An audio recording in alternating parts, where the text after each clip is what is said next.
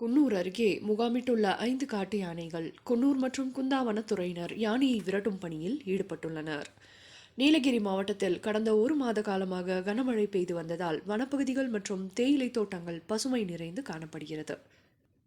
இந்நிலையில் கெத்தை பகுதியிலிருந்து உணவு மற்றும் தண்ணீர் தேடி குட்டியுடன் கூடிய 5 காட்டு யானைகள் சேலாஸ் பகுதியில் முகாமிட்டுள்ளது. யானைகள் சாலைக்கு வராதபடி குன்னூர் மற்றும் குந்தா வனத்துறையினர் ஒலிபெருக்கி மற்றும் புகையிட்டு காட்டு யானைகளை அடர்ந்த வனப்பகுதிக்கு விரட்டும் பணியில் தீவிரமாக ஈடுபட்டு வருகின்றனர்.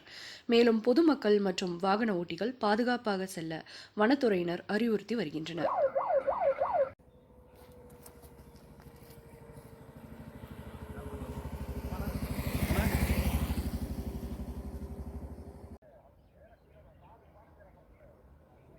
Waktu ini